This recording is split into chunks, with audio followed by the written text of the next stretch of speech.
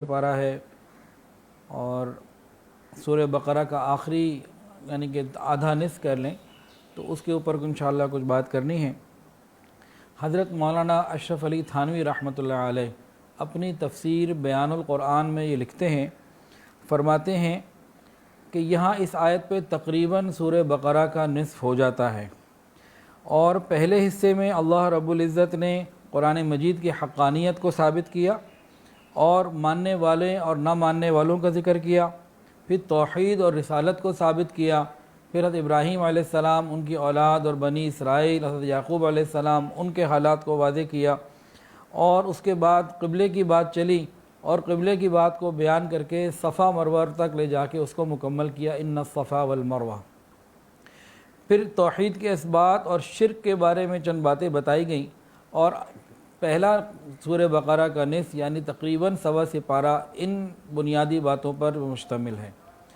حضرت تھانوی رحمۃ اللہ علیہ آگے لکھتے ہیں بیان القرآن میں کہ یہاں سے لیس البر سے ایک نئی ترتیب شروع ہو رہی ہے، جس میں مسلمانوں کو بعض اصول اور بعض اس کی اصول و ضوابط بیان کیے گئے ہیں، تعلیم دی گئی ہے، اور شروع کیا گیا ہے لیس البر، بر سے۔ بر کہتے ہیں تمام قسم کی نیکیاں، ظاہری بھی باطنی بھی، تمام خیر اور تمام اعمال کو جمع کر سب اس میں شامل ہو جاتا ہے بر۔ بر کے اندر تمام ظاہری باطنی جو نیکیاں ہیں سب اس میں شامل ہو جاتی ہیں۔ تو اس آیت کے اندر اللہ رب العزت نے اصول و ضوابط بیان فرمائے، کیونکہ شریعت کے جتنے بھی احکام ہیں ان کا حاصل تین چیزیں ہیں: عقائد، اعمال اور اخلاق۔ عقائد، اعمال اور اخلاق، ان تینوں کا اس میں ذکر آ گیا، اور پھر اس کے آگے فرماتے ہیں کہ بر کی تفصیل ہے۔ لیس البر والی آیت سے شروع کر کے سورہ بقرہ کے آخر تک اس بر کی تفصیل ہی چلتی چلی جا رہی ہے، جس میں بہت سارے احکامات بیان کیے گئے، مثلا قصاص، وصیت، روزہ، جہاد، حج، انفاق فی سبیل اللہ، حیض، عورتوں کے مسائل، قسم، طلاق، نکاح، عدت، مہر اور جہاد، انفاق فی سبیل اللہ، اور کچھ معاملات خرید و فروخت کے تجارت کے مسائل، سود کی حرمت کے بارے میں، اور پھر معاملات کے درمیان گواہوں کا کر دینا۔ یہ سب تفصیلات اور تفصیلی احکامات بیان کرنے کے بعد بالکل آخری دو آیات میں بشارت اور وعدہ رحمت اور مغفرت کے اوپر اس صورت کو مکمل کیا۔ حضرت تھانوی رحمۃ اللہ فرماتے ہیں کہ سبحان اللہ، کیا ہی بہترین ترتیب ہے اور کیا ہی خوبصورت طریقہ ہے کہ ایک خوبصورت ترتیب کے ساتھ پورے قرآن میں اللہ رب العزت نے اپنے احکامات کو بیان فرمایا۔ تو یہ تو سورہ بقرہ کے اگر دو حصے کیے جائیں تو پہلے حصے اور دوسرے حصے کی کچھ ترتیب آ گئی۔ اب اگلا ہی رکوع، یا ایھا الذین آمنوا کتب علیکم الصیام کما کتب علی الذین من قبلکم لعلکم تتقون۔ اس آیت میں روزے کی فرضیت کا حکم ہے اور چار باتیں بتائی گئیں۔ یا ایھا الذین آمنوا، اے ایمان والو، کتب علیکم الصیام، تمہارے اوپر روزے فرض کیے گئے، کما کتب علی الذین من قبلکم، جیسے تم سے پہلوں پر فرض کیے گئے تھے، اور چوتھی بات لعلکم تتقون۔ اب ان چار باتوں کو اگر ہم ترتیب کے ساتھ سنتے ہیں، اللہ رب العزت نے ایمان والوں کو خطاب فرمایا، اے ایمان والو۔ یہ ایمان والوں کے لیے بہت بڑی سعادت کی بات ہے کہ براہ راست خطاب ہوا۔ دیکھیں، کوئی وقت کا بادشاہ ہو، سفر کر کے جا رہا ہو، سواری پہ سوار ہو، شاہی سواری ہو، وہ کسی گدھے والے سے یا کسی چھابڑی والے سے اپنی سواری کو رک کے اس سے حال چال لے لے، خیر خیریت دریافت کر لے، وہ اس کے اندر اپنی بہت بڑی اعزاز اور بہت بڑی خوبی سمجھتا ہے، اور اس واقعے کو وہ چھابڑی والا کبھی بھول ہی نہیں سکتا کہ دیکھو میری کیا حیثیت تھی، وقت کے بادشاہ نے مجھ سے ڈائریکٹ خطاب کیا۔ لیکن ادھر چھابڑی والا ہو اور وقت کا بادشاہ، دونوں مخلوق، وہاں کوئی نسبتیں تو ہو سکتی ہیں، لیکن ہماری تو اللہ تعالیٰ کے ساتھ وہ نسبت بھی نہیں جو ان کے اندر تھی۔ اللہ خالق ہے، ہم مخلوق ہیں، اللہ مالک ہے، ہم مملوک ہیں، اللہ رازق ہے، ہم مرزوق ہیں، تو ہم تو اللہ تعالیٰ کے بندے ہیں، اس کی ملک ہیں۔ تو اللہ رب العزت کا ڈائریکٹ خطاب کرنا ایمان والوں کے لیے بہت بڑی سعادت کی بات ہے۔ تورات میں بنی اسرائیل کو ایک مرتبہ اللہ تعالیٰ نے ڈائریکٹ خطاب کیا تھا۔ تورات میں بنی اسرائیل کو اللہ رب العزت نے ایک مرتبہ براہ راست خطاب فرمایا تھا تو وہ ترنگ میں آ گئے تھے اور کہتے تھے نحن ابناء اللہ و احباؤ، ہم تو اللہ کے لاڈلے بیٹے ہیں، ہم تو لاڈلے ہیں اللہ کے۔ ایک دفعہ کے اوپر، اور قرآن مجید میں اللہ رب العزت نے اس امت کو 88 مرتبہ تقریباً یا ایھا الذین آمنو، اے ایمان والو کہہ کے خطاب فرمایا۔ یہ ہمارے لیے سعادت کی بات ہے۔ اسی میں اور دیکھیے، جو اللہ رب العزت کا ہمارے ساتھ اور ہمارا اللہ رب العزت کے ساتھ رشتہ ہے، اس رشتے کو درمیان میں واسطہ بنایا، اے ایمان والو۔ دیکھیں کوئی باپ اپنے بیٹے کو نام لے کے پکارے تو اس کے اندر وہ اپنائیت نہیں ہوتی۔ ہاں اگر وہ یوں کہ میرا بیٹا، میرا بیٹا، بیٹے کے اندر جو اپنائیت ہے وہ نام کے اندر نہیں۔ بالکل اسی طرح اللہ رب العزت نے اے ایمان والو، اے وہ بندو جو روز ازل سے اپنے پروردگار کے ساتھ عہد حقیقی کا وفا پہن چکے ہو، پیمان وفا کا عہد کر چکے ہو، میری توحید کی امانت اپنے سینوں میں بھر چکے ہو، اور میرے محبوب محمد صلی اللہ علیہ وسلم کی غلامی کا طوق اپنے گلے میں پہن چکے ہو، یا ایھا الذین آمنو۔ اس کو ایک اور مثال سے سمجھتے ہیں۔ حضرت علامہ شبیر احمد عثمانی رحمۃ اللہ علیہ ایک مرتبہ دارالعلوم کراچی گئے مفتی محمد شفیع رحمۃ اللہ علیہ سے ملاقات کے لیے، اور وہاں جا کے فرمایا کہ دیکھیں آج ہر آدمی مجھے شیخ الحدیث کہتا ہے، علامہ کہتا ہے، اور بہت بڑے بڑے القاب ملتے ہیں، تو یہاں تو میں دو مقصد کے لیے آیا ہوں۔ ایک بات تو یہ ہے کہ آپ لوگوں سے ملاقات ہو جائے، اور دوسرا مفتی محمد شفیع رحمۃ اللہ کی جو والدہ تھیں وہ ایک ضعیف خاتون تھیں، وہ ان کی رشتے میں ممانی لگتی تھیں، ان سے بات چیت کرنا، کیونکہ جب وہ ان سے مخاطب کر کے سلام کرتے تو وہ وعلیکم السلام بھی کہتی، جواب بھی دیتی، اور آگے سے فرمایا کرتی بیٹا جیتے رہو۔ کہنے لگے صرف اس لفظ بیٹا جیتے رہو کو سننے کے لیے میں یہاں آیا ہوں کہ پوری دنیا میں مجھے علامہ کہنے والے اور بڑے سے بڑا لقب دینے والے موجود ہیں، لیکن جو اپنائیت مجھے اس میں ملتی ہے میں اس کی لذت لینے کے لیے آیا ہوں۔ یا ایھا الذین آمنو، اے ایمان والو، پہلی بات۔ دوسری بات اس آیت میں کیا ہے؟ کتب علیکم الصیام، تمہارے اوپر روزے فرض کر دیے گئے۔ مقصد یہ ہے کہ مجھ سے محبت کا دعویٰ کرنے والو، تم ایک مہینہ ہر طرف سے نظریں ہٹا لو، میرے اوپر نظریں جما لو، غیر کو چھوڑ دو، تم میرے ہو جاؤ، میں تمہیں اپنا بنا لوں گا، ارے میں خود تمہارا بن جاؤں گا۔ اگر تم ہم سے ملاقات کرنا چاہتے ہو، ہمیں راضی کرنا چاہتے ہو، ہمیں پانا چاہتے ہو، تو تم پھر اس حکم کو پورا کرو، پھر میں تمہیں اپنی محبت عطا کر دوں گا۔ لوگ تو کہتے ہیں کہ ہم اپنے محبوب کی خاطر جان مال سب قربان کر دیں گے، آسمان سے ستارے توڑ کے لے آئیں گے۔ فرحات کا واقعہ تو مشہور ہی ہے کہ اس کو کسی نے کہا تھا اگر تم اپنے محبوب شیریں سے ملنا چاہتے ہو اس پہاڑ کو کھودو، یہاں سے پھر اس کے بعد تمہاری ملاقات ہو سکتی ہے۔ تو فرحاد نے اس پہاڑ کو کھودنا شروع کر دیا تھا۔ اللہ تعالیٰ نے کتنا آسان رکھ دیا کہ لوگ تو اپنے محبوب کو پانے کے لیے پہاڑ کھودنا بھی شروع کر دیتے ہیں، ہم تو تمہیں صرف اتنی بات کہہ رہے ہیں تم ایک مہینے کے لیے روزے رکھو، تمہیں میرا وصل مل جائے گا، میرا قرب مل جائے گا، اور میں تمہارا ہو جاؤں گا۔ تم صحیح آداب کے ساتھ روزے رکھو، میں تمہارا ہو جاؤں گا۔ تو دو باتیں ہو گئیں، یا ایھا الذین آمنو، اے ایمان والو، کتب علیکم الصیام، تمہارے اوپر روزے فرض کیے گئے تاکہ تم مجھے پالو، کما کتب علی الذین من قبلکم۔ تیسری بات اس آیت میں فرمائی، دیکھو یہ تم سے پہلے لوگوں کے اوپر بھی فرض کیے گئے تھے، پہلے بھی بہت سے ایسے لوگ تھے جنہوں نے میری محبت کو پہچانا، میری محبت کو پایا، اور انہوں نے روزے رکھے۔ جس طرح انہوں نے اس عبادت کو کر کے میری محبت کو حاصل کیا، تم بھی انہی کی اولادوں میں سے ہو، تم بھی اسی طریقے کو اپناؤ اور میری محبت کو حاصل کر لو۔ چنانچہ روزہ ایک ایسی عبادت ہے کہ تمام انبیاء نے کیا، جتنے بھی دینی مذاہب دنیا میں تھے یا موجود، سب کے اندر یہ روزے کی عبادت موجود۔ کما کتب علی الذین من قبلکم، ذرا غور کیجئے، سیدنا آدم علیہ السلام نے ایام 20 کے روزے رکھے، حضرت نوح علیہ السلام نے بھی روزے رکھے، حضرت داؤد علیہ السلام ایک دن روزہ رکھتے اور ایک دن روزہ نہ رکھتے، 6 مہینے سال کے روزے ہوا کرتے۔ اسی طرح حضرت موسیٰ علیہ السلام کوہ طور پر گئے، وہاں 40 روزے رکھے، حضرت یحییٰ علیہ السلام نے روزے رکھے، حضرت عیسیٰ علیہ السلام نے بھی 2 مہینے کے روزے رکھے، اور تو اور ہندو برہمن یہ بھی 24 روزے رکھتے ہیں اور اس کو وہ برت کہتے ہیں۔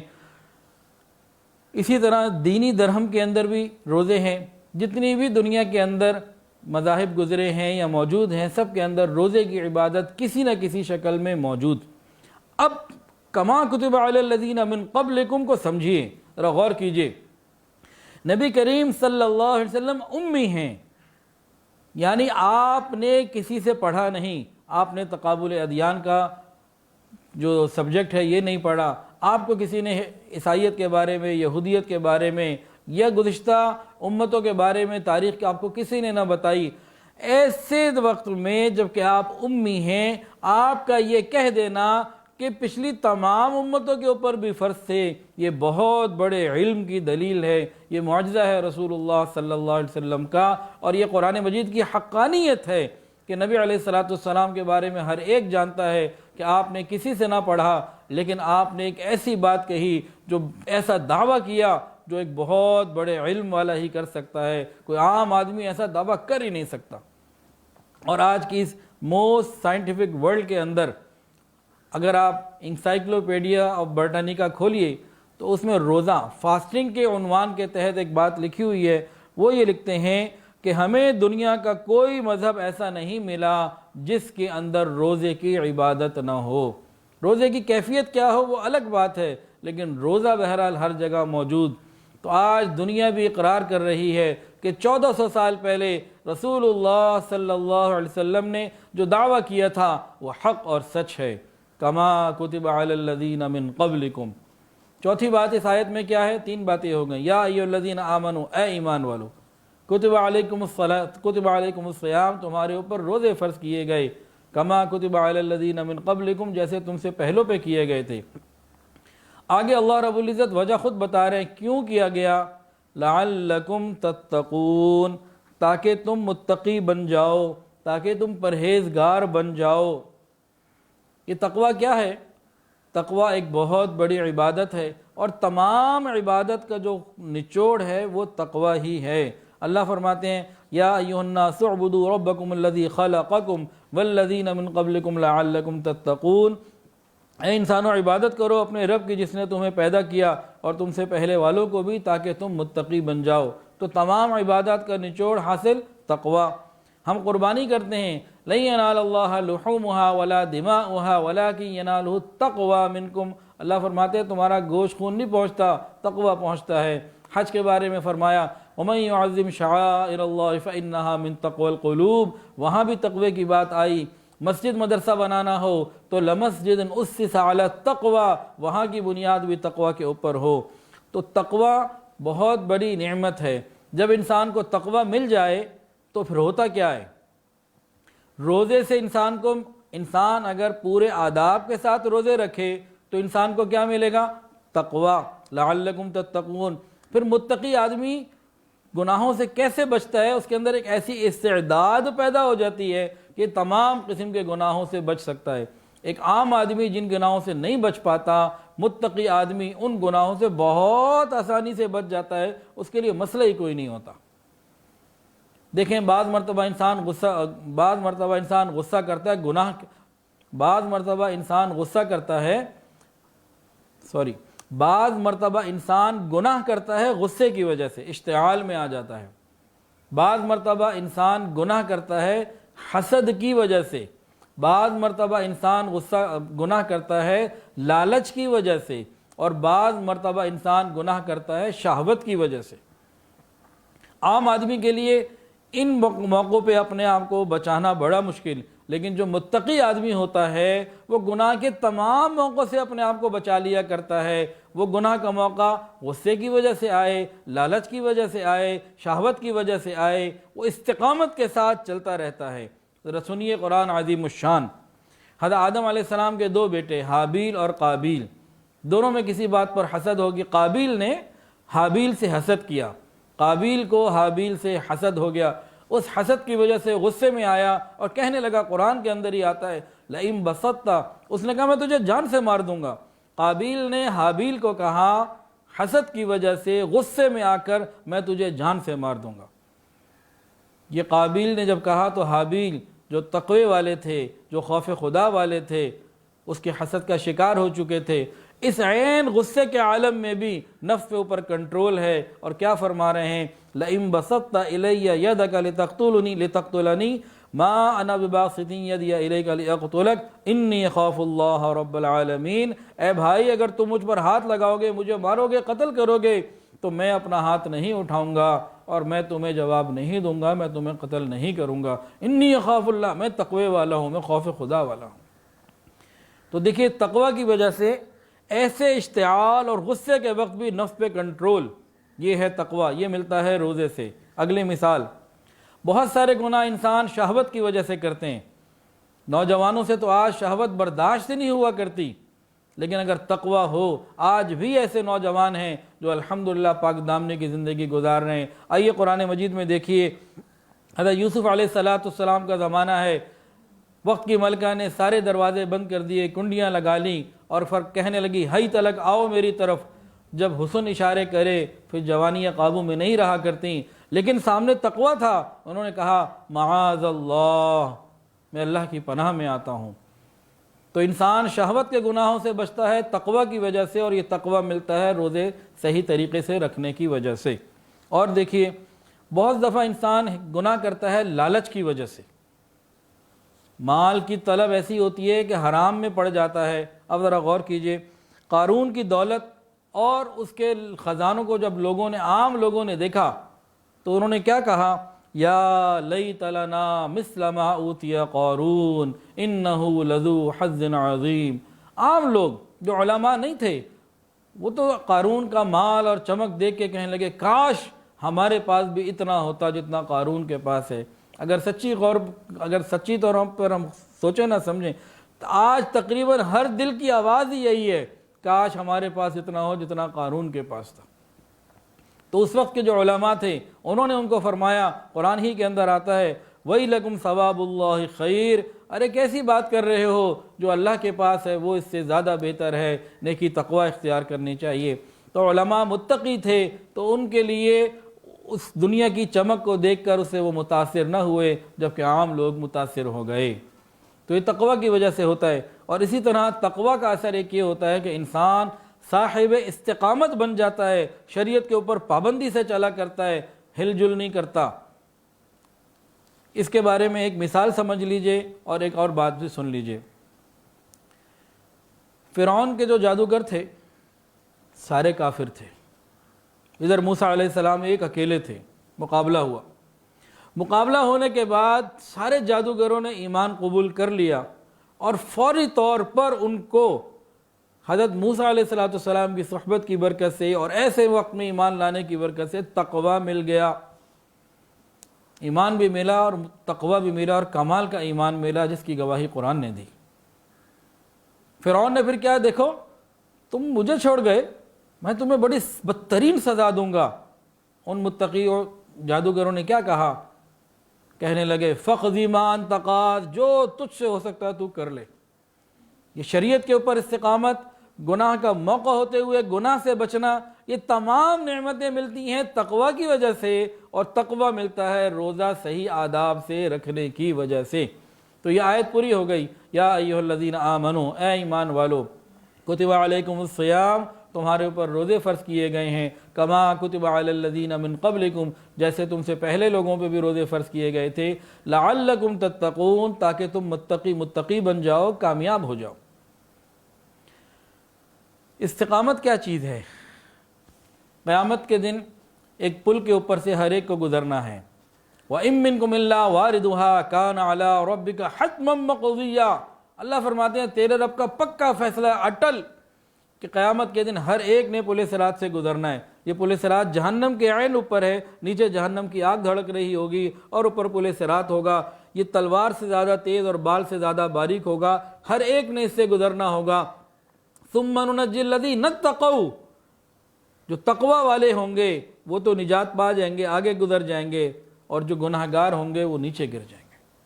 اب پل صراط سے کون گزر پائے گا اور کون نہیں گزر پائے گا، اصل تو قیامت کے دن ہی پتہ چلے گا۔ لیکن علماء نے ایک مثال سے سمجھایا ہے کہ جو دنیا میں شریعت کے اوپر استقامت کے ساتھ چلتا ہوگا جو دنیا میں شریعت کے اوپر استقامت کے ساتھ چلتا ہوگا وہ قیامت کے دن پل صراط آسانی سے گزر جائے گا، اور جو دنیا میں شریعت پر چلتے ہوئے پھسلتا ہوگا، کبھی اپنی مان لی، کبھی رب کی مان لی، کوئی حکم مان لیا، کوئی نہ مانا، دل چاہا نامحرم سے پردہ کر لیا، دل چاہا نہ کیا، دل چاہا نماز پڑھ لی، دل چاہا جھوٹ بول دیا، کوئی پتہ ہی نہیں، کوئی استقامت ہی نہیں، جب چاہے بھٹک گئے، بہک گئے، ادھر میسج آیا ادھر بہک گئے، ادھر کسی کی نامحرم کی کال آئی ادھر بھٹک گئے۔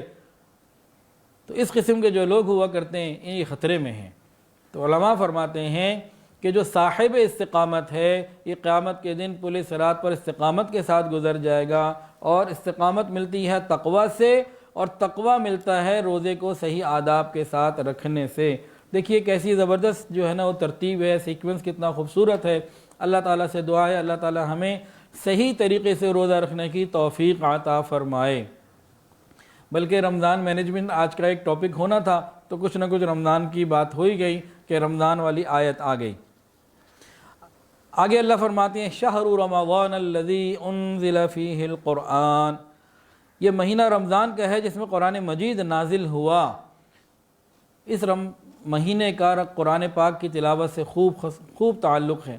ہمیں بھی چاہیے کہ زیادہ سے زیادہ تلاوت قرآن کریں۔ نبی کریم صلی اللہ علیہ وسلم ہر رمضان میں سیدنا جبرائیل علیہ السلام کے ساتھ دور کیا کرتے تھے، اور آخری رمضان میں آپ نے 2 مرتبہ کیا۔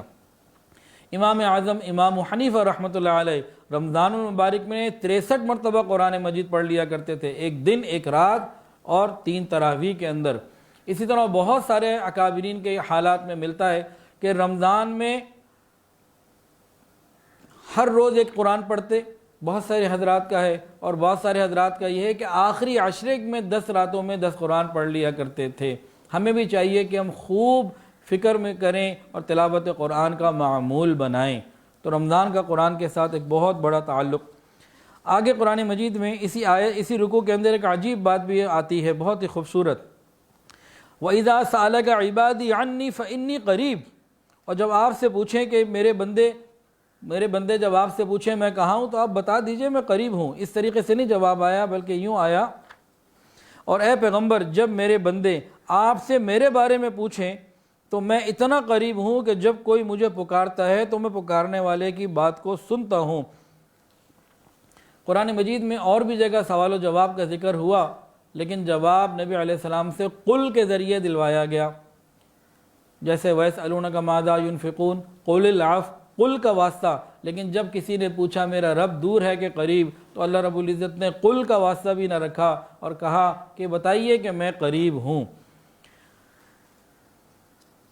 امام ابن کثیر رحمۃ اللہ علیہ نے اس آیت کو روزے کے احکام کے اندر جو رکوع ہے اس میں آنے کی جو حکمت بیان کی وہ فرماتے ہیں، اس کی حکمت یہ ہے کہ روزے کے بعد دعائیں قبول ہوتی ہیں، روزے دار کو دعاؤں کا خوب اہتمام کرنا چاہیے۔ حدیث کے اندر آتا ہے کہ روزے دار کی دعا افطاری کے وقت ضرور قبول ہوتی ہے، تو ہمیں چاہیے کہ ہم اس کی فکر کیا کریں۔ حضرت عبداللہ ابن عمر رضی اللہ تعالی عنہما افطاری کے وقت جب روزہ کھلنے کا وقت ہوتا تو سب گھر والوں کو جمع کیا کرتے تھے اور دعا کیا کرتے تھے۔ تو افطاری کا وقت دعاؤں کا وقت ہے، ہمیں مانگنا چاہیے۔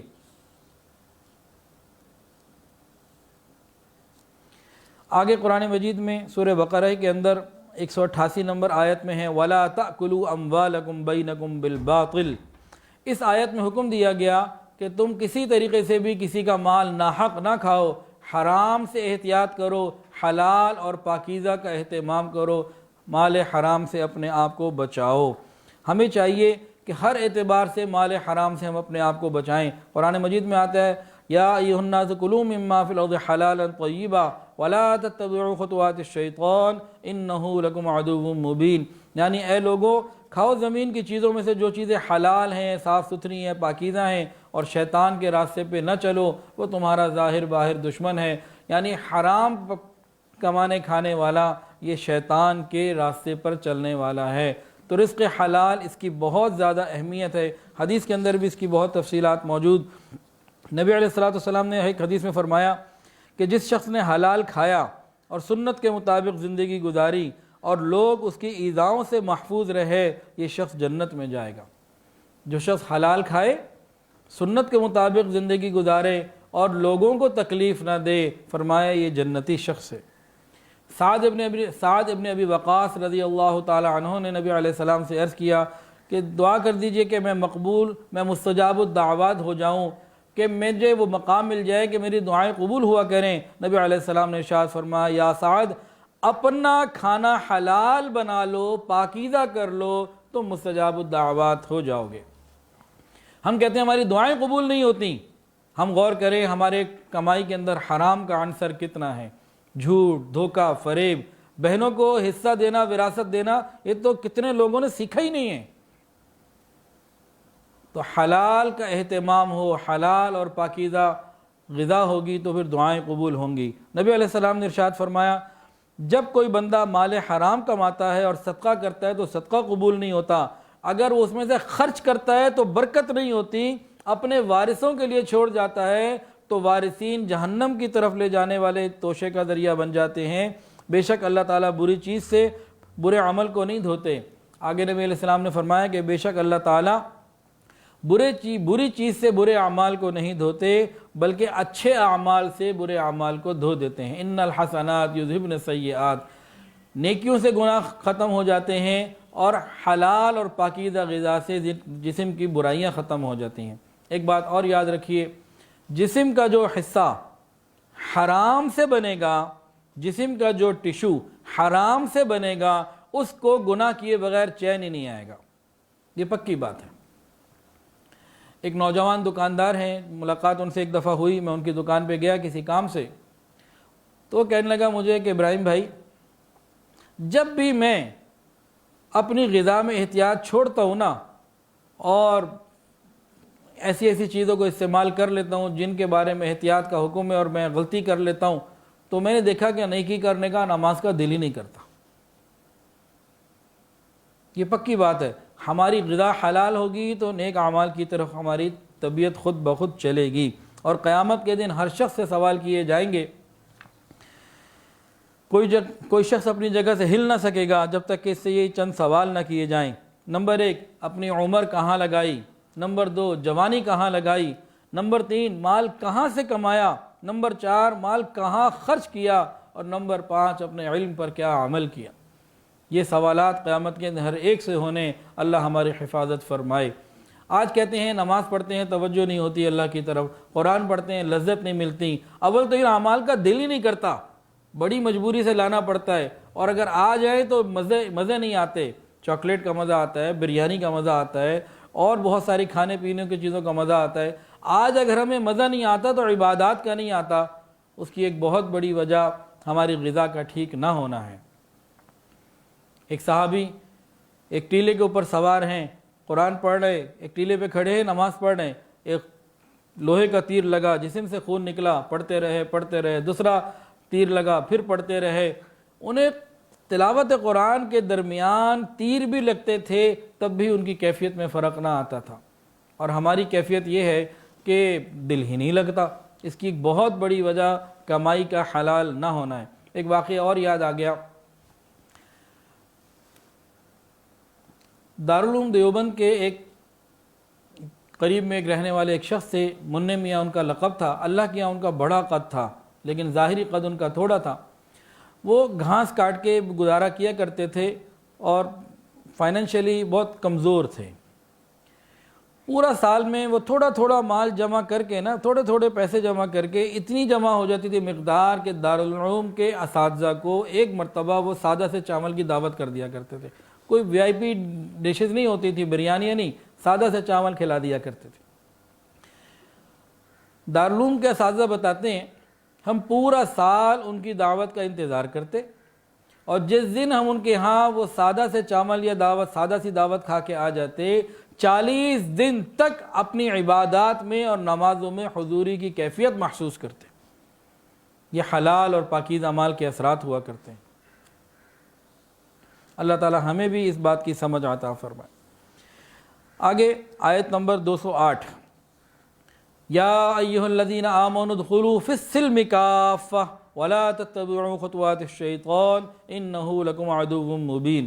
اے ایمان والو، تم پورے کے پورے اسلام میں داخل ہو جاؤ، ایمان میں داخل ہو جاؤ، پورے کے پورے دل اور دماغ سے بھی، ہاتھ اور پاؤں سے بھی، ہر طریقے سے پورے کے پورے اسلام میں داخل ہو جاؤ۔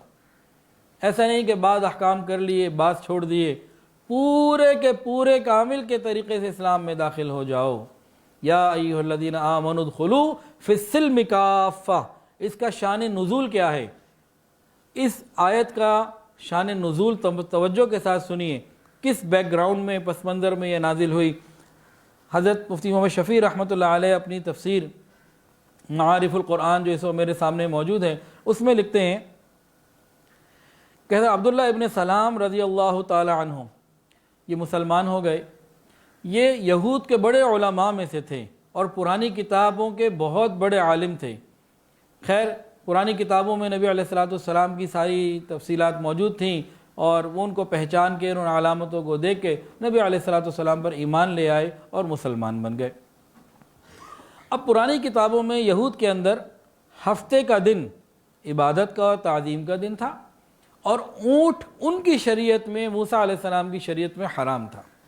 دو باتیں، اونٹ حضرت موسیٰ علیہ السلام کی شریعت میں حرام تھا اور ہفتے کے دن کی تعظیم تھی۔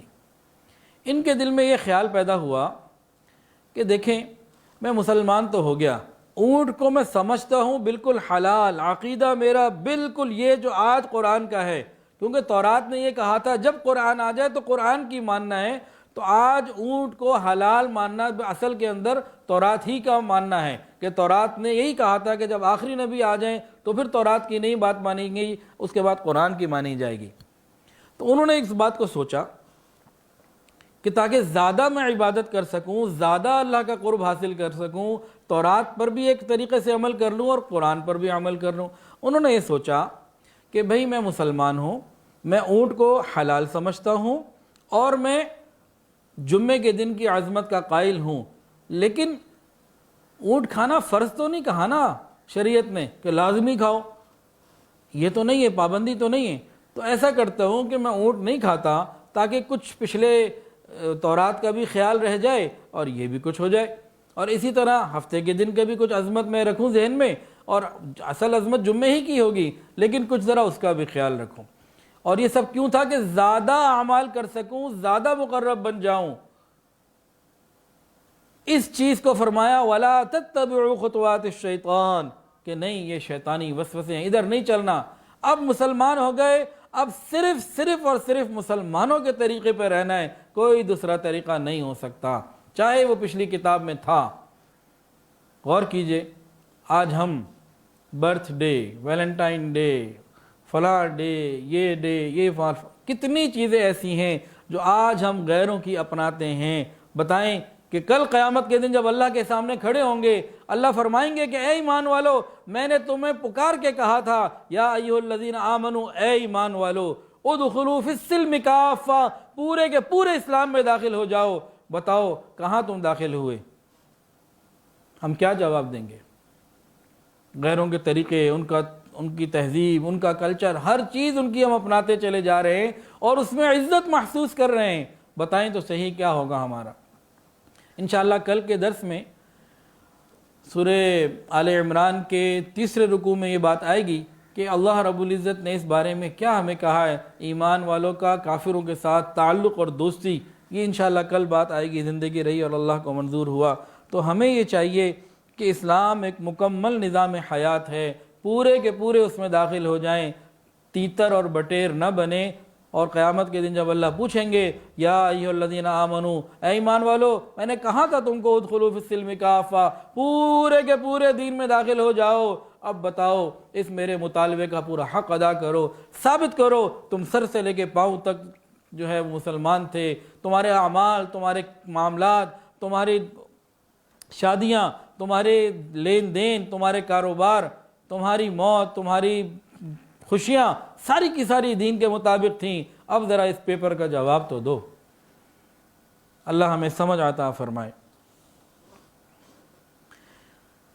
اللہ اکبر کبیرہ۔ آیت نمبر 214 میں اللہ تعالیٰ فرماتے ہیں ام حسبتم ان تدخلوا الجنة ولما يأتكم مثل الذين خلوا من قبلكم مستهم البأساء والضراء وزلزلوا حتی یقول الرسول والذین آمنوا معه متی نصر اللہ الا ان نصر اللہ قریب۔ اس کا ترجمہ پہلے پڑھ لیتے ہیں۔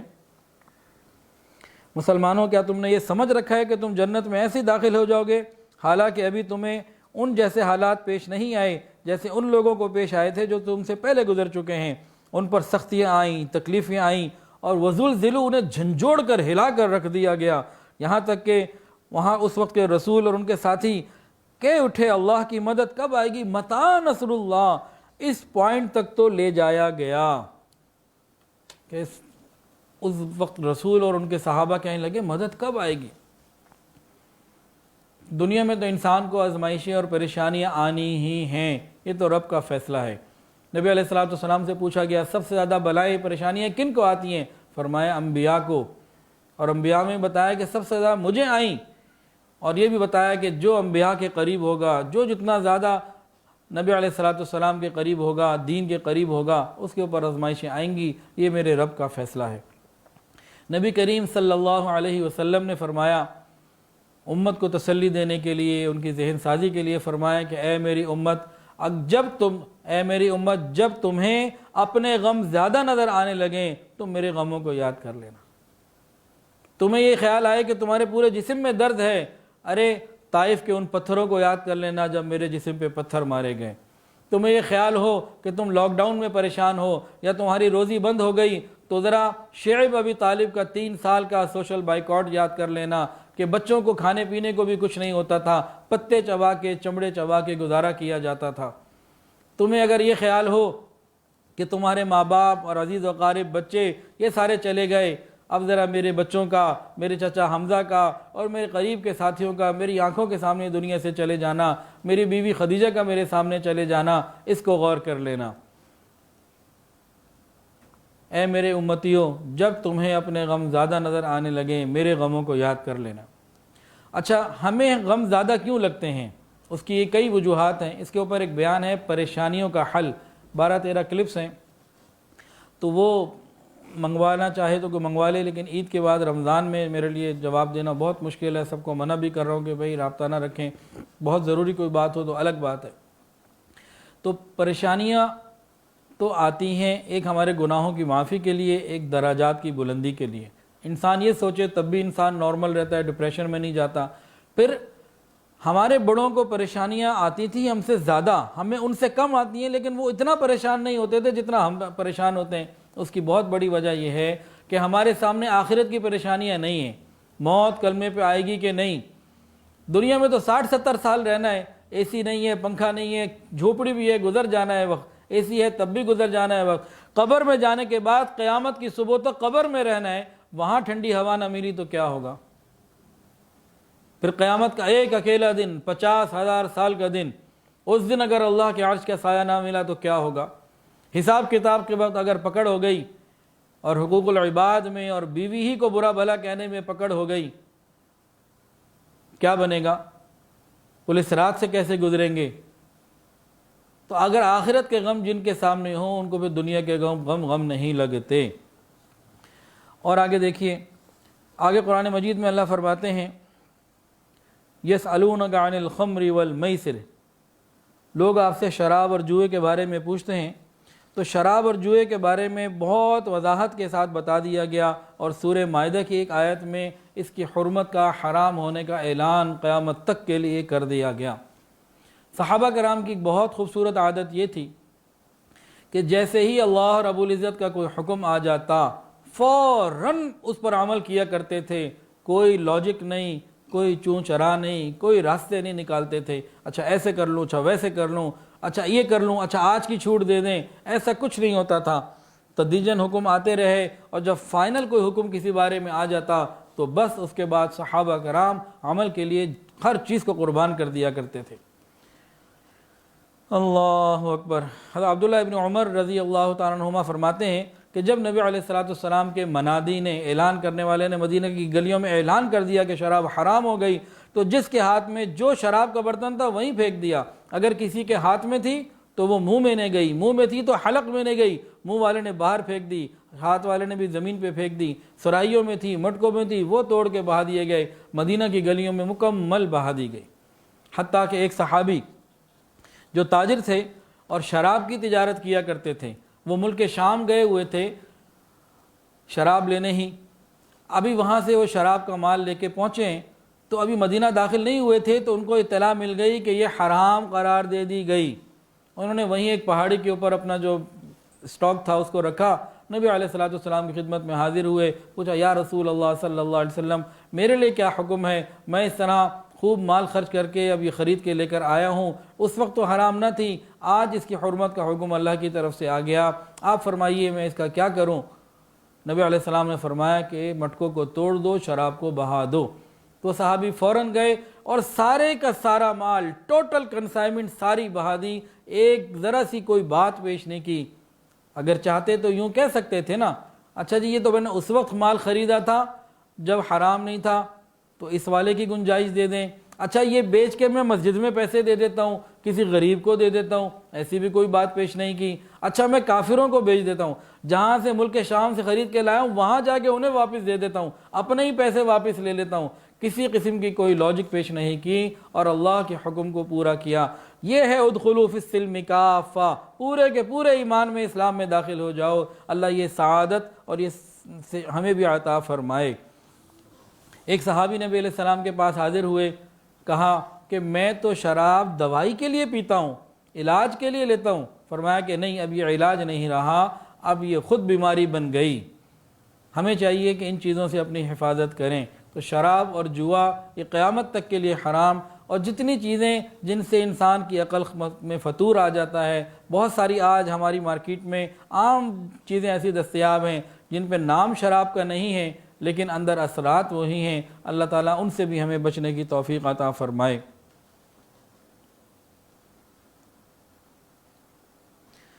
سورہ بقرہ میں دوسرے سپارے کے آخری پاؤں میں ایک واقعہ اللہ رب العزت نے بتایا ہے، الم تر الی الذین خرجوا من دیارہم وہم الوف حضر الموت فقال لهم اللہ موتوا ثم احیاہم ان اللہ لذو فضل علی الناس ولکن اکثر الناس لا یشکرون۔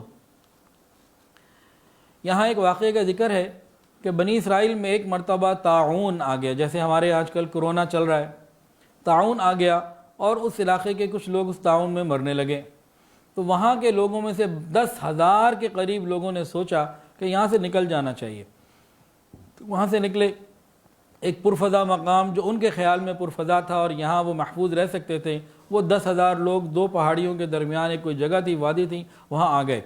وہاں اللہ رب العزت کی طرف سے بغیر کسی بیماری کے، بغیر کسی سبب کے، بغیر کسی پریشانی کے سارے کے سارے موت کا شکار ہو گئے، اللہ نے ساروں کو موت دے دی۔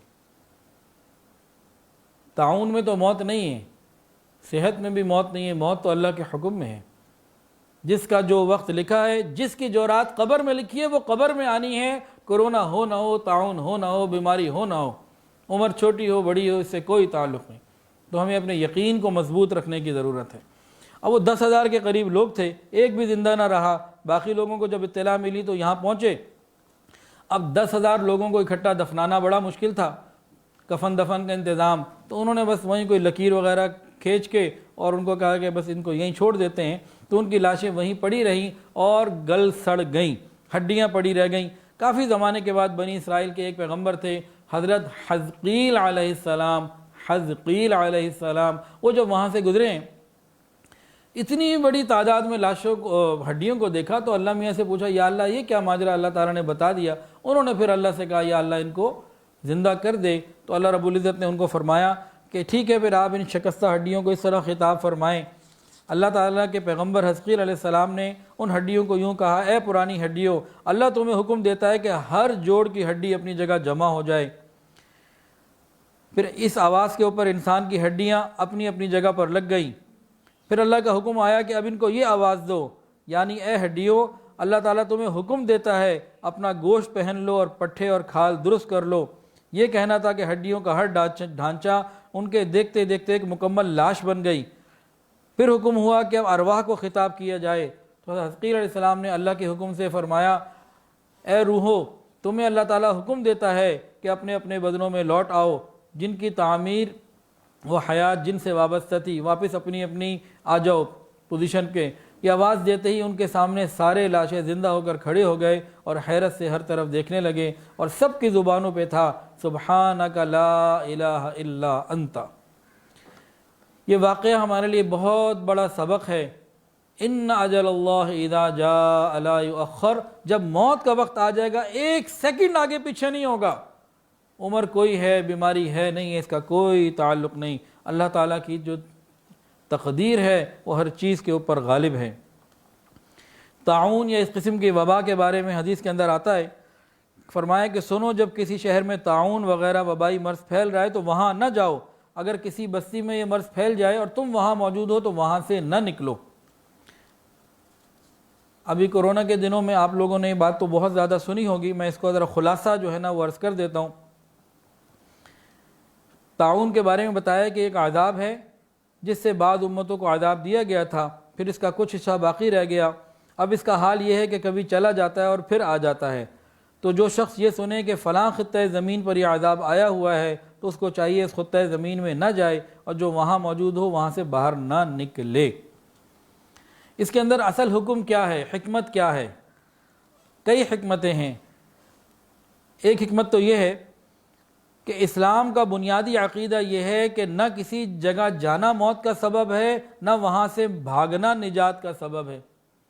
ہمارا بنیادی عقیدہ کیا ہے کہ موت طاعون میں نہیں رکھی، وہاں جانے اور وہاں سے نکلنے میں موت کا تعلق نہیں۔ اصل بات کیا ہے کہ انسان کے عقیدے کی حفاظت، کہ اس اہم عقیدے کے ہوتے ہوئے یہ حکم کیا ہے کہ باہر والوں کو وہاں جانے سے روکنے کی ایک حکمت تو یہ ہے کہ ممکن ہے کہ کوئی وہاں پہنچے، اس کی عمر پوری ہو چکی ہوئی تھی، ہو ہی جانی تھی، اس کے بعد 2 ہی دن رہ گئے تھے، یہ صحیح تھا، یہ طاعون والی جگہ پہ گیا، 2 دن بعد اس کو موت آنی تھی، وہاں پہنچ کر آئی تو لوگ یہ نہ سمجھے کہ ادھر آیا تھا تو آئی، تو لوگوں کے عقیدے کی حفاظت کے لیے کہا کہ بھئی یہ وہاں نہ آئے۔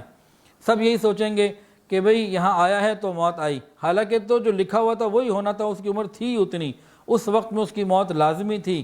اس لیے مسلمانوں کو عقیدے کے تذبذب سے بچایا گیا۔ دوسری حکمت یہ بھی ہے کہ اللہ تعالیٰ نے انسان کو یہ ہدایت دی ہے کہ جس جگہ تکلیف پہنچنے کا خطرہ ہو یا ہلاکت کا اندیشہ ہو تو ایسی جگہوں سے انسان فکر کرے، وہاں نہ جائے، احتیاط رکھے، اور جتنی بھی احتیاطیں ہو سکتی ہیں احتیاطی تدابیروں میں کمی نہ کرے، احتیاطی تدابیر اختیار کرے۔ یہ تو ان کے لیے جو باہر تھے، اندر جانے سے منع کیا گیا کہ احتیاط اچھی ہے، ایک بات، اور دوسری بات موت تو اپنے وقت پر آنی ہے، وہاں جا کے اگر آ گئی تو لوگ کہیں گے اس کی وجہ سے آئی، حالانکہ موت نہ کرونا میں ہے نہ طاعون میں ہے، موت تو اللہ کے حکم سے آنی ہے۔ جن کو کرونا نہیں تھا اس سے پہلے بھی لوگ مرتے ہی تھے، آگے بھی لوگ مریں گے، یہ تو ہم اطمینان رکھیں کہ اپنے وقت پر موت آنی ہے۔ اسی طرح جو بستی کے اندر لوگ موجود ہیں جہاں طاعون کوئی بیماری وبا آ چکے، ان کو جو وہاں سے نکلنے میں منع کیا گیا، اس کی حکمت کیا ہے؟ اس کی ایک حکمت تو یہ ہے کہ بھاگنے کا سلسلہ اگر چلے تو امیر، پیسے والے، قدرت والے، قوت والے، عہدوں والے، جن کے پاس وسائل ہوں گے وہ تو نکل جائیں گے، غریب پیچھے رہ جائیں گے، وہ مزید وحشت کا شکار ہو کے پریشان ہو جائیں گے، تو جو وہاں کے امیر ہیں وہاں کے غریبوں کی مدد کریں۔ ایک حکمت تو یہ ہے۔ دوسری حکمت یہ ہے کہ جو لوگ اس جگہ پہ موجود ہیں ممکن ہے ان کے اندر اس کے جراثیم آ چکے ہوں، ایسی حالت میں اگر وہ سفر کریں گے تو سفر ان کے لیے زیادہ تکلیف کا ذریعہ بنے گا اور وہ پریشانی کا ذریعہ بنے گا، اور سفر کی حالت میں بیمار ہوں گے تو کیئر ٹیکنگ کرنے والا بھی کوئی نہ ہوگا۔ تیسری حکمت یہ ہے اگر ان کے جسم میں یہ جراثیم سرایت کر چکے ہیں، یہ جب مختلف بستیوں میں پہنچیں گے اور وہاں وبائی جراثیم اگر پھیل گئے اللہ کے حکم سے تو لوگ کہیں گے کہ ان کے آنے سے پھیلے ہیں۔ مرض کسی کو بھی لگتا ہے، اللہ کے حکم سے لگتا ہے، اللہ کے حکم کے بغیر نہیں لگ سکتا۔ تو اللہ تعالی ہمیں ہمارے عقیدے کی حفاظت فرمائے۔ قرآن مجید کا ترجمہ پڑھنا، قرآن مجید کے ساتھ تعلق کو مضبوط رکھنا ہمارے ایمان اور عقیدے کو محفوظ رکھتا ہے۔ انسان اگر گناہ میں مبتلا ہو بھی جائے لیکن بنیادی عقیدہ اگر اس کا محفوظ ہے تو بہت ساری آسانیاں ہیں۔ امام بخاری رحمۃ اللہ علیہ نے ایک حدیث نقل کی ہے، اس کو سن لیجئے۔ نبی کریم صلی اللہ علیہ وسلم سے طاعون کے متعلق کسی نے سوال کیا تھا تو آپ نے ان کو بتایا کہ یہ بیماری اصلاً تو اللہ کے عذاب کی حیثیت میں نازل ہوئی تھی اور جس قوم کو عذاب دینا ہوتا اس پر بھیج دی جاتی، پھر اللہ تعالیٰ نے اس کو مومنین کے لیے رحمت بنا دیا۔ تو جو اللہ کا بندہ طاعون یا کوئی وبا پھیلنے کے بعد اپنی بستی میں صبر اور سکون کے ساتھ ٹھہرا رہے اور یہ یقین رکھے، اعتقاد رکھے کہ اس کو صرف وہی مصیبت پہنچ سکتی ہے جو اللہ اس کے لیے پہلے ہی لکھ چکے ہیں، تو ایسے شخص کو شہید کے برابر ثواب ملے گا۔ اور طاعون میں وبا میں موت آ جائے تو وہ بھی شہادت کی موت۔ تو ہمیں اپنے یقین کو ٹھیک رکھنا ہے، موت زندگی اللہ کے ہاتھ میں ہے، کسی وبا کے ہاتھ میں نہیں۔ اس کا یہ مطلب ہرگز نہیں ہے کہ انسان احتیاطی تدابیر اختیار نہ کرے، وہ اپنی جگہ بات صحیح ہے۔ احتیاط جیسے انسان ڈرائیو کرتا ہے نا، کار ڈرائیونگ ہو رہی ہے، کیا کرتا ہے؟ وہ گاڑی میں بیٹھ گیا، سیٹ بیلٹ لگا لی، اور رات ہے تو ہیڈ لائٹس آن کر دی، بارش ہے تو وائپر آن کر دیے، اور ون وے نہیں توڑ رہا، صحیح راستے پہ جا رہا ہے، اسپیڈ لمٹ کا خیال کر رہا ہے، موٹر وے پہ تو 120 کو کراس نہیں کر رہا، عام شہر میں چل رہا ہے تو 60 کی اگر وہاں تو 60 کو کراس نہیں کر رہا، تمام چیزوں کو وہ پورا کر رہا ہے۔ سگنل آتا ہے تو ریڈ لائٹ پہ وہ رک جاتا ہے، گرین پہ وہ چل پڑتا ہے، تو تمام احتیاطیں وہ پوری کر رہا ہے اور سکون کے ساتھ ڈرائیونگ بھی کر رہا ہے۔ حالانکہ دن رات کتنے ایکسیڈنٹ ہوتے ہیں، ایکسیڈنٹ کا خطرہ ہر لمحہ ڈرائیونگ میں موجود، اور دن رات لوگ ایکسیڈنٹ سے مرتے بھی ہیں، بیمار بھی ہوتے ہیں، ہڈیاں بھی ٹوٹتی ہیں، سب کچھ ہوتا ہے، لیکن انسان سکون کے ساتھ ڈرائیو بھی کرتا ہے کہ اپنی طرف سے پریکاشنز پورے کر لیے، احتیاط کر لی، اب چل رہا ہے۔ تو بالکل اسی طرح کورونا ہو، کوئی وبا ہو، اطمینان کی ضرورت ہے، ڈپریشن میں جانے کی ضرورت نہیں۔ جو وقت زندگی کا ہے اتنا ہی ہے، احتیاط انسان جاری رکھے، لیکن یقین اللہ کے اوپر رکھے کہ اللہ خیر کرنے والے ہیں، اور اس پریشانی میں انشاءاللہ ہمارے لیے شہادت کا ثواب بھی ہے، زندہ رہتے ہوئے بھی ہے، اور اگر اس پریشانی میں ہم دوسرے لوگوں کی مدد کریں گے تو یقیناً ہمارے لیے اور خیر کا ذریعہ بنے گا۔ اللہ اکبر۔ یا ایھا الذین آمنوا، تیسرے سپارے میں اب آتی ہے آیت، یا ایھا الذین آمنوا انفقوا مما رزقناکم من قبل ان یأتی یوم لا بیع فیہ ولا خلۃ ولا شفاعہ، اے ایمان والو خرچ کرو ان چیزوں میں سے جو ہم نے تم کو دی ہیں، اس سے پہلے کہ قیامت کا دن آ جائے، موت آ جائے۔ تو خرچ کرنے کی بہت ترغیب دی گئی۔ اور اگلی آیت ہے قرآن مجید کی آیت نمبر 255۔ یہ قرآن مجید کی بہت عظیم آیت ہے، سب سے افضل آیت ہے، اس کو آیت الکرسی کہا جاتا ہے۔ اللہ لا الہ الا هو الحی القیوم۔ اس آیت کی برکتیں بہت زیادہ ہیں۔ نبی علیہ السلام نے ابی ابن کعب سے پوچھا رضی اللہ تعالیٰ عنہ کہ بتاؤ قرآن مجید کی سب سے عظیم آیت کون سی ہے؟ تو انہوں نے عرض کیا یا رسول اللہ آیت الکرسی۔ نبی علیہ السلام نے فرمایا کہ ہاں تم نے ٹھیک کہا، تمہیں مبارک ہو، تمہارا علم صحیح ہے۔ اسی طرح اور بھی صحابہ نے پوچھا، نبی علیہ السلام نے بتایا کہ قرآن مجید میں سب سے عظیم تر آیت آیت الکرسی ہے۔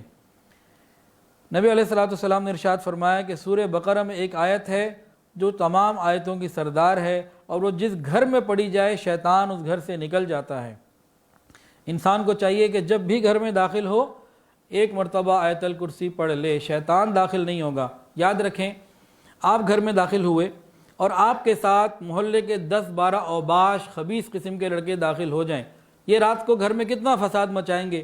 گھر میں بہو بیٹیاں ہوتی ہیں، کیا ہوگا؟ یاد رکھیے، اگر ہم نے گھر میں داخل ہوتے ہوئے آیت الکرسی نہ پڑھی تو یہ 10-20 محلے کے اوباش نوجوان ساتھ نہیں آئیں گے، بلکہ شیطان ساتھ آئے گا، وہ زیادہ فساد مچائے گا۔ ادھر خاوند گھر میں داخل ہوا، بیوی کو دیکھتے ہی غصہ چڑھ جائے گا، اس کی بات ہی برداشت نہیں ہوگی، وہ بول ہی نہ سکے۔ کتنے نوجوان ہیں کہتے ہیں حضرت گھر کے باہر ہوتے ہیں بالکل ٹھیک ہوتے ہیں، گھر آتے ہیں بیوی کی شکل دیکھتے ہی غصہ چڑھ جاتا ہے۔ گھر کے باہر گلاب کا پھول ہوتے ہیں اور گھر میں آتے ہی کریلا اور وہ بھی نیم چڑھا بن جاتے ہیں۔ بیوی کی بات برداشت ہی نہیں ہوتی، اس کو موقع ہی نہیں دیتے کہ وہ اپنی بات پوری کر سکے۔ اکثر مردوں کا یہ حال۔ اگر ہم آیت الکرسی پڑھ کر گھر میں داخل ہوں تو شیطان کو درمیان میں گڑبڑ پیدا کرنے کا موقع نہیں ملے گا۔ آج کل کے نوجوانوں کی مثال کیا ہے؟ جیسے ماچس کی تیلی ہے نا، ذرا سی رگڑو تو اندر سے آگ نکل آتی ہے، ان کو بھی ذرا سا رگڑو تو آگ نکلتی ہے۔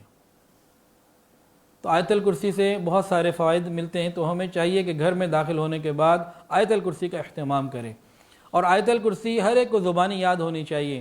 اور اس کا ایک اور بہت بڑا فائدہ، نبی علیہ الصلوۃ والسلام نے ارشاد فرمایا جو شخص ہر فرض نماز کے بعد آیت الکرسی پڑھا کرے تو اس کو جنت میں داخل ہونے کے لیے سوائے موت کے کوئی رکاوٹ نہیں، یعنی ادھر موت آئے گی ادھر یہ شخص جنت میں داخل ہو جائے گا۔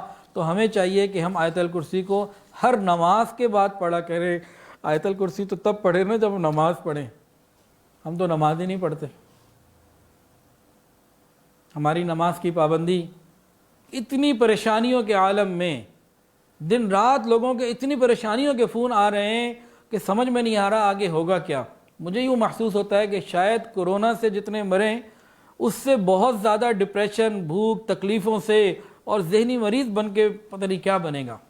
بہت تکلیفیں بڑھتی چلی جا رہی ہیں، ان حالات میں بھی ہمارا نماز کی طرف رجوع نہیں۔ پھر کب ہوگا اور کون سی اور پریشانی آئے گی کہ ہم اللہ کو یاد کریں گے؟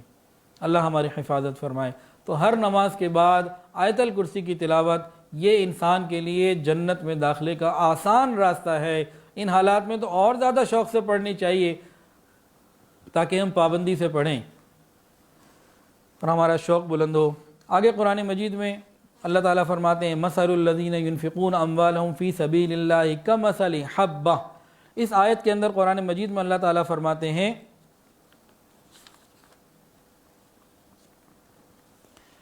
کہ جو اللہ تعالیٰ کے راستے میں ایک خرچ کرے گا 700 گنا تک اللہ اس کو ثواب اور اجر عطا فرمائیں گے۔ تو اللہ تعالیٰ کے راستے میں خوب خرچ کرنا چاہیے، لیکن اس کے کچھ اصول و ضوابط بھی ہیں جو اس پورے رکوع میں غور کرنے سے سامنے آ جاتے ہیں۔ یہ سورہ بقرہ کا تیسرے سپارے میں اور تیسرے سپارے کا تیسرا رکوع ہے جس میں تفصیلات آتی ہیں۔ اس کے اندر 6 باتیں محسوس ہوتی ہیں۔ حضرت مفتی محمد شفیع رحمۃ اللہ علیہ معارف القرآن میں لکھتے ہیں کہ اس پورے رکوع کی تمام آیات پر اگر غور سے نظر ڈالیں تو اللہ کے راستے میں خرچ کرنے اور صدقہ خیرات کے اللہ کے نزدیک قبول ہونے کے بارے میں 6 شرائط ملتی ہیں۔ نمبر 1، مال کا حلال اور پاکیزہ ہونا، اللہ کے راستے میں حلال اور پاکیزہ مال خرچ کیا جائے۔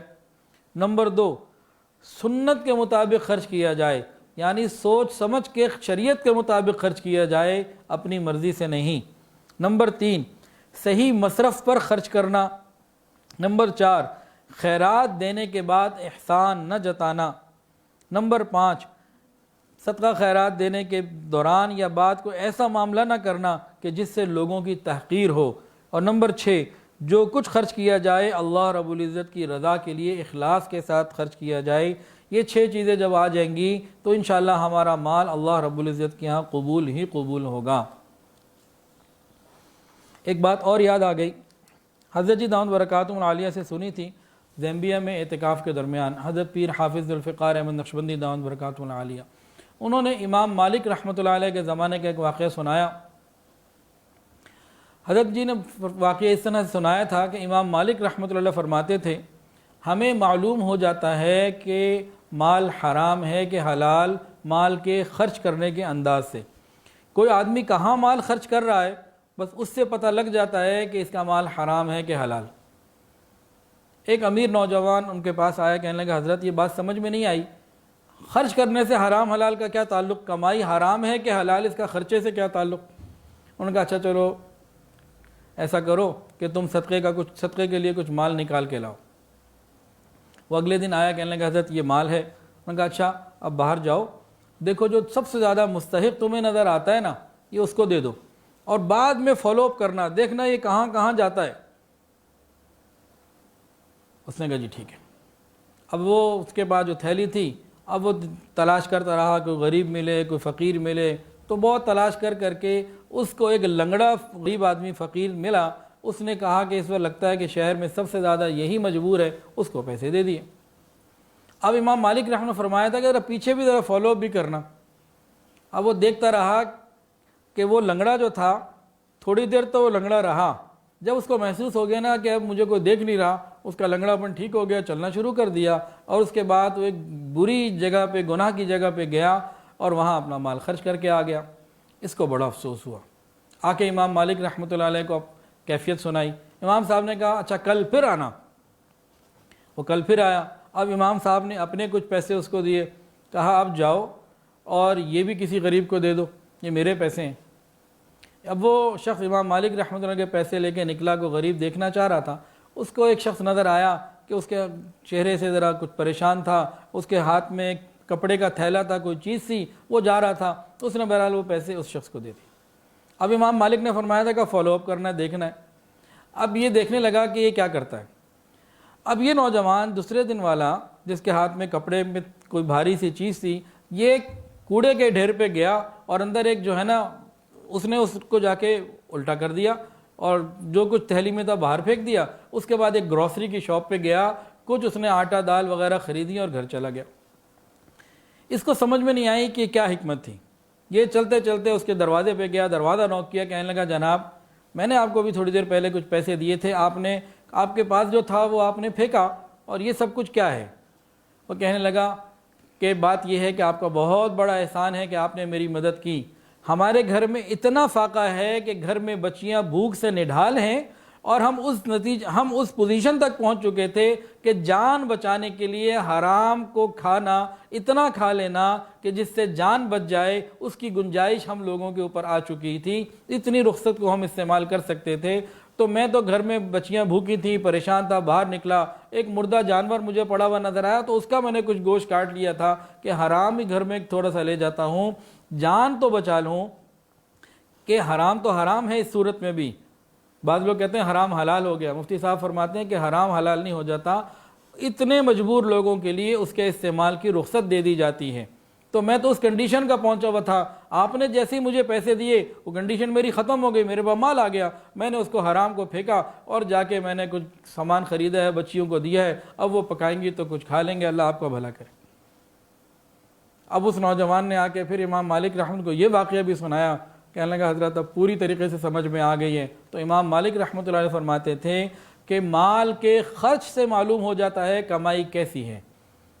تو جن کا حلال اور پاکیزہ مال ہوتا ہے، دین میں، علماء میں، مساجد میں، غریبوں، بیواؤں، یتیموں اور نیک لوگوں کی مدد میں لگا کرتا ہے، ورنہ پھر یہی مال بسنت میں، میوزک میں اور گانوں میں اور حرام چیزوں میں لگا کرتا ہے۔ اللہ ہماری حفاظت فرمائے۔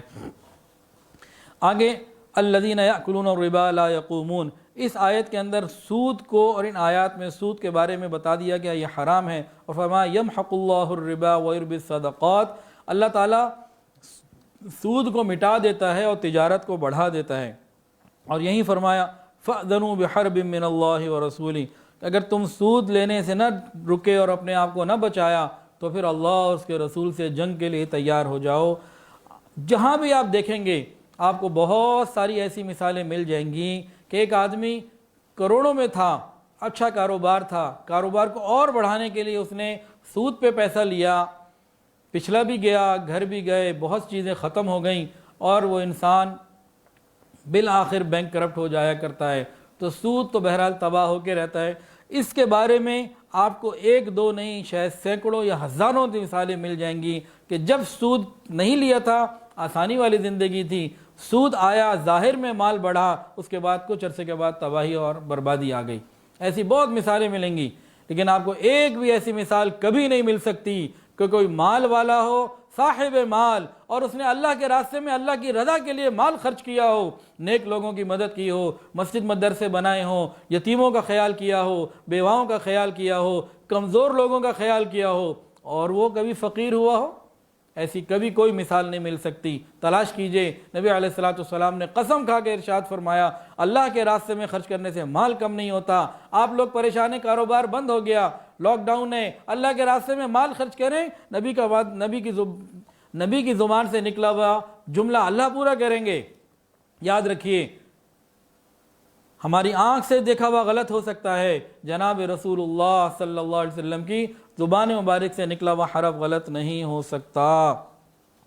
سورہ بقرہ کی آخری 2 آیات، ان کے بہت فضائل ہیں۔ نبی علیہ السلام نے ارشاد فرمایا کہ جس شخص نے رات کو یہ آیات دونوں پڑھ لی یہ اس کے لیے کافی ہیں۔ نبی علیہ السلام نے فرمایا کہ یہ 2 آیتیں جنت کے خزانوں میں سے ہیں، اور جس کو تمام مخلوق کی پیدائش سے 2000 سال پہلے اللہ تعالیٰ نے، رحمان نے خود لکھ کے رکھ لیا تھا۔ اور نبی علیہ السلام نے فرمایا کہ جو شخص ان آیات کو عشاء کی نماز کے بعد پڑھ لے اسے قیام اللیل کا ثواب بھی ملے گا۔ اور بحقی کی روایت ہے، نبی علیہ السلام نے فرمایا کہ اللہ تعالیٰ نے سورہ بقرہ کو ان 2 آیتوں پر ختم فرمایا ہے جو مجھے اس خاص خزانے سے عطا فرمائی ہیں جو عرش الہی کے نیچے ہے، اس لیے تم خاص طور پر ان آیتوں کو سیکھو، اپنی عورتوں اور بچوں کو سکھاؤ۔ حضرت فاروق اعظم رضی اللہ تعالی عنہ اور حضرت علی المرتضیٰ رضی اللہ تعالی عنہ فرمایا کرتے تھے کہ ہمارا خیال یہ ہے کہ کوئی آدمی جس کو ذرا سی بھی عقل ہو وہ سورہ بقرہ کی ان دونوں آیتوں کو پڑھے بغیر نہیں سو سکتا۔ ہمیں چاہیے کہ اس کو ہم پابندی سے اپنے عمل میں لے کر آئیں، ان کے ترجمے کو بھی سمجھیں۔ اس کے اندر ایک آیت تو یہ بھی ہے، ربنا ولا تحملنا ما لا طاقت لنا به، ربنا ولا تحملنا ما لا طاقت لنا به، اے اللہ ہم پر ایسے فرائض اور ایسی پریشانیاں اور ایسے حالات نہ پیدا ڈال دیجئے جن کی ہم طاقت نہیں رکھتے۔ ہمیں بھی چاہیے کہ ہم اس دعا کا خوب اہتمام کریں، لاک ڈاؤن کے زمانے میں تو اور زیادہ اہتمام کریں، ربنا ولا تحملنا ما لا طاقت لنا به۔ تو یہاں پہ سورہ بقرہ مکمل ہو رہی ہے۔ اللہ تعالیٰ سے دعا ہے اللہ تعالیٰ ہمیں اس کو سمجھنے کی، عمل کرنے کی توفیق عطا فرمائے۔ حضرت عمر فاروق رضی اللہ تعالیٰ عنہ فرمایا کرتے تھے کہ مجھے سورہ بقرہ کو تفصیل اور تفسیر کے ساتھ سمجھنے میں 12 سال لگے۔ یہ تو ایسی چیزیں ہیں، اس کے لیے ہمیں وقت لگانے چاہیے۔ وآخر دعوانا ان الحمدللہ رب العالمین۔ دعا کر لیجیے۔ الحمدللہ رب العالمین، الحمدللہ رب العالمین، وصلی اللہ علی النبی الامی الکریم۔ ربنا ظلمنا انفسنا وان لم تغفر لنا وترحمنا لنکونن من الخاسرین۔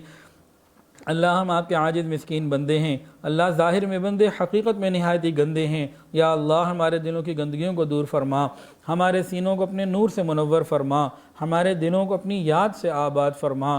رب کریم سینوں کو اپنی محبت سے لبریز فرما، خطاؤں سے درگزر فرما، عیبوں کی پردہ پوشی فرما۔